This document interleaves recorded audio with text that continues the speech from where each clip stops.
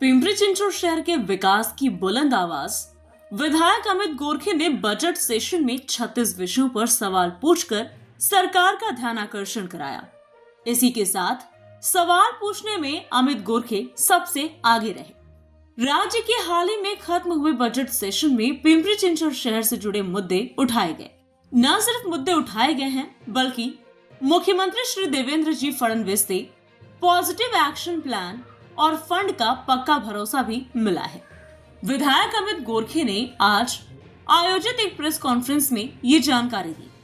मुख्यमंत्री ने शहर के बड़े हुए इलाकों में सड़कों, फ्लाईओवर और पानी सप्लाई स्कीम के लिए राज्य सरकार से स्पेशल फंड लेने पर जोर दिया है और एडमिनिस्ट्रेटिव प्रोसेस में तेजी लाने के आदेश दिए हैं। खरं तर शहराच्या दृष्टीने आता पाण्याचा जो प्रश्न आहे तो अत्यंत महत्त्वाचा होता।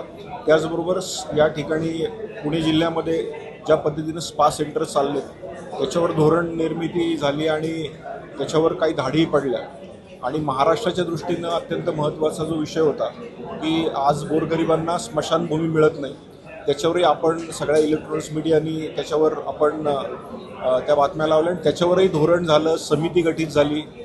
त्यामुळे अशा प्रकारचे विषय त्या ठिकाणी उचलले गेले। आज अनेक उत्सवामध्ये प्लास्टिकची फुलं वापरली जातात, तोही विषय त्या ठिकाणी मी मांडला होता। माननीय मुख्यमंत्र्यांनी त्याच्यावर उत्तर देऊन येणाऱ्या काळामध्ये प्लास्टिकवर बंदी आणून खऱ्या अर्थानं जी फुलं मार्केटमध्ये येतात ती फुलं आणि त्या जे खऱ्या अर्थानं फुलं ज्या शेतकऱ्यांच्या शेतातनं पिकतात त्या शेतकऱ्यांना फायदा व्हावा म्हणून त्याविषयीचे धोरण आणण्यासाठीही त्या ठिकाणी धोरण निश्चिती होणार आहे। PMPLचा विषय असेल किंवा पिंपरी चिंचवड महानगरपालिकेतली भरती प्रक्रिया असेल, फायरचा विषय असेल, हे सगळे विषय त्या ठिकाणी मांडता आले आणि त्याच्यावर धोरण निश्चितीसाठी महाराष्ट्र सरकार आता प्रयत्न करेल। एकूणच जो अपघात आरक्षणाचा पण मुद्दा उचलला होता, यामध्ये कधीपर्यंत त्याची अंमलबजावणी होऊ शकते? येणाऱ्या काळामध्ये महिन्याभरात अहवाल तर सादर झालेला आहे, पण महिन्याभरात त्याच्यावर नक्कीच येणाऱ्या काळामध्ये निर्णय महाराष्ट्र सरकार घेईल। याच्यामध्ये माननीय राज्यमंत्र्यांनी उत्तर दिलं, अनेक आमदार त्यात सहभागी झाले। मोका अंतर्गत या सगळ्या याच्यावर कारवाई होऊ शकते का?